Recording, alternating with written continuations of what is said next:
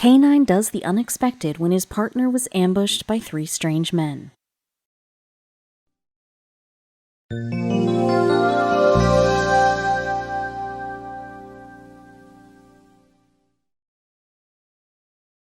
When they say that dogs are man's best friends, this sentence has a meaning. First of all, they are loyal, intelligent, and are always ready to make our day special, even when they can't speak the same language as we do. Still, they shower us with lots of love. If you have a dog, then you might have seen how they greet you when you finally come back home from work or college or school. They just jump over you, wagging their tail and with a big smile on their face when they see you. Isn't that beautiful? But not every time. This story would tell you that there are times when things don't go as smoothly as we expected. You'll be surprised to see how everything turns out to be at the very last moment. This incident changed a deputy's life forever. Deputy Todd Frazier from Long Beach, Mississippi, who worked with his loyal and intelligent colleague and friend, were inseparable. They have worked together in so many cases that brought them really close to each other. One day, Deputy Todd, who found himself in the middle of a nightmare. But it was his partner whose behavior made him more nervous, and then Lucas did something really unbelievable. What did Lucas do? You'll find out soon. Lucas, who works with Deputy Todd Frazier, was that one friend every police officer needs in every police cars. Though Todd knew that he loved Lucas, but there are times when we don't get the chance to show how much we love our dogs. But that day Lucas did something that made the deputy speechless. One thing led to another and things changed for both of them. Deputy Todd has been working in the force for more than 2 decades and has experienced all kinds of unlikely situations. However, this particular event left a mark on his life and also made the bond between him and Lucas a memorable one. Thanks to the bond, Todd was aware that he had a partner on whom he could count on and could bet his life. And fortunately, one day this pair found themselves in a very disturbing place. Since the 1970s, K9 has been working with the police departments across the U.S. They have become a crucial part of the departments that without them there are several cases which could never get solved. Have you ever thought, where do these amazing dogs come from? How they are trained to be such an amazing creature? How do they even fit between regular and police work life? Are they always this aggressive? Or can they be loving too? Let's see how these dogs are turned into from being regular dogs to police dogs. The police departments can procure 9S in 2 ways. They can buy a green dog, which is basically a 7 to 14-month-old that has been trained with basic obedience. The green dog is sent to a foreman's 12-week training with the officer it has been assigned to. And the other option is to buy a dog which has already gone through this training, and then the dog is assigned to the officer. But how do they decide which officer should get the K9? The officer to which this amazing K9 is assigned also go through training experience so that he knows how to control the dog. The training is not the difficult part, but it is to build the relationship between the K9 and the officer. Even in some of the departments, the officer and his partner K9 should be certified by an independent organization. This independent organization could be any department like patrol, narcotics, and bomb detection before they can be fully declared fit for active duty. Police dogs are either trained for single purpose or dual purpose. So, what do you mean by a single purpose and dual purpose? Single purpose dogs are mostly used in activities like backup, personal protection, and tracking. On the other hand, dual-purpose dogs are mostly trained to all sort of activities the single-purpose dogs do, in addition to detecting explosives. But how do the dogs get to know if there is an explosive material of some sort? The dogs are trained for either detecting the explosives or narcotics, but not both. Why is that?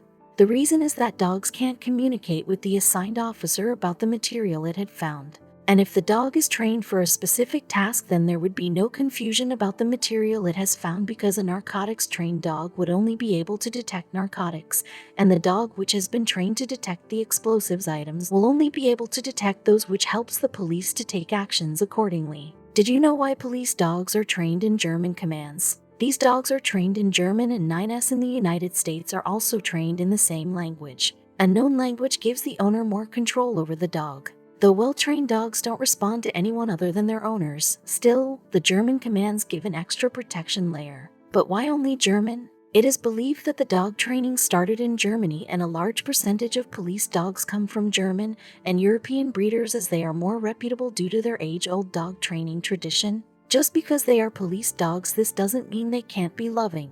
They can be both aggressive and loving. For a very long time, there was a misconception about these police dogs that they were aggressive and shouldn't be kept in the house as a pet like other dogs. But it was just a perception because, in reality, they are just like any other house dogs. And Lucas here is a living example of that. So, what exactly happened that day? After the incident, Sheriff Ricky Adam of the Hancock County Sheriff's Department said in the interview, "Deputy Frazier is a good deputy and takes his job seriously. He is also an excellent dog handler. He trained Lucas himself." But it wasn't the training that made Lucas did this. He was working solely on his own intuition. The deputy gave no German commands to Lucas, but then why did he do that?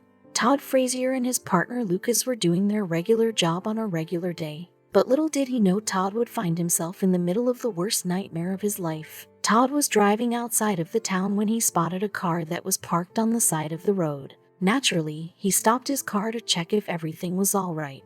He never would have thought that something this disastrous was about to happen. As the deputy reached closer to the blue Lincoln Town car, he saw a man sitting in the front seat. No lights were on, and this made him really suspicious. It seemed like the driver had passed out, so he went near to him to see if he can help the man. But what happened next was quite unbelievable. The deputy was prepared for this sudden turns of event. Frazier wasn't looking for any big events as it was just Monday. But that car which he saw on the side of the road made him a little suspicious. But as he moved closer to the car with his guard down as he thought the person in the car has passed out, his gut feeling was telling him that something wasn't right. But what?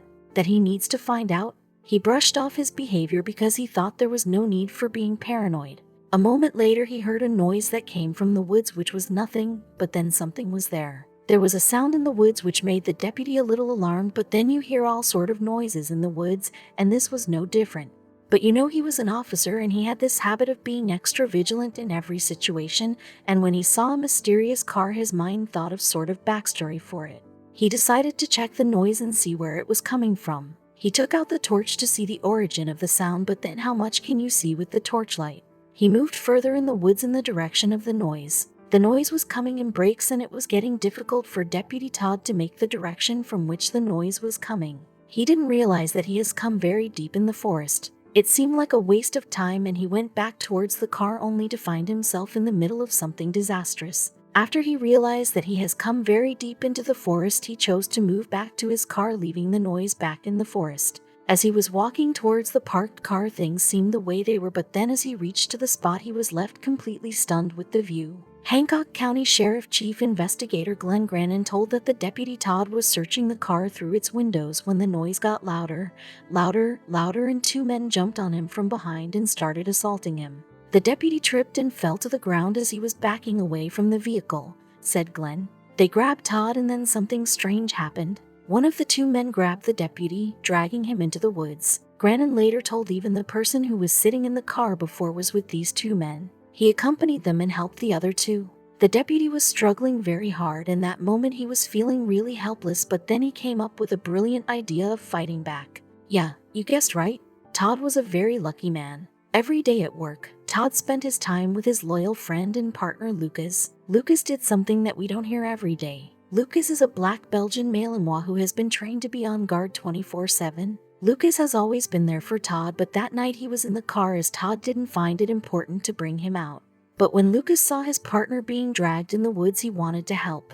But the problem was that he was in the car and the car was locked. During the press release, Glenn Grannon told that there were 3 men who attacked the Deputy Todd. They ambushed him, cut him on the forehead with a sharp object, and dragged him into the woods. But Todd, who knew that he has a trump card hidden up his sleeve, hid a button around his neck. Can you guess what that button did?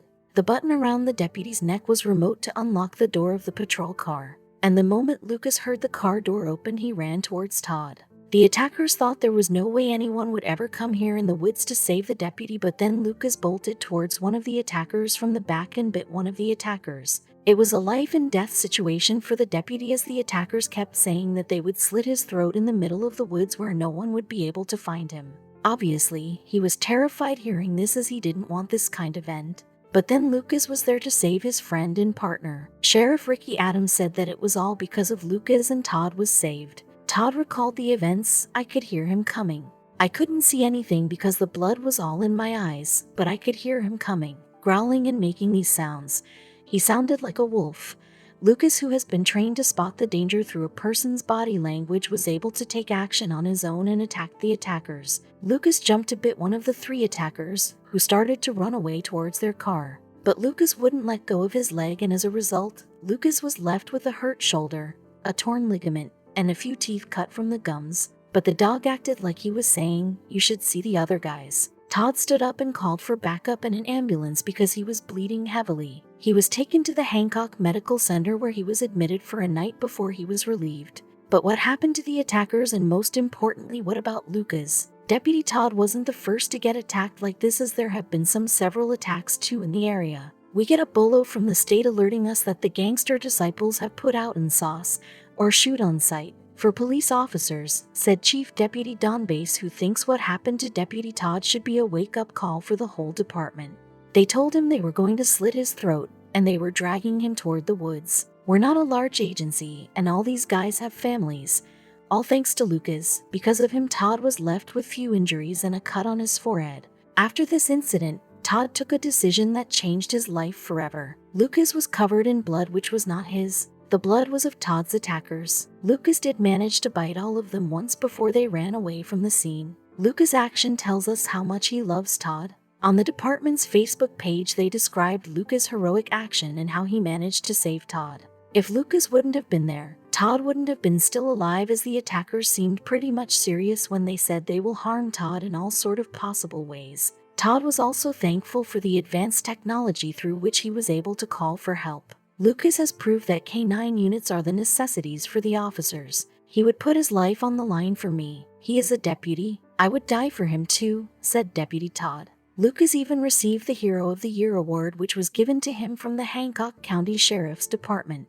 After this episode, Todd decided to retire from being an active officer, and Lucas also retired shortly after. They both are together. Adam said that nobody could say anything to Todd on his decision, as such an attack could influence anybody. The case is still open, and the department is working hard to catch the attackers. After this event, the same remote system which was installed in Todd's car has been installed in every police cars, and a dog shelter has been built at the station for the K9 units. In West Michigan, K9 is mostly made of 2 breeds for both military and protection work: German Shepherd and Belgian Malinois.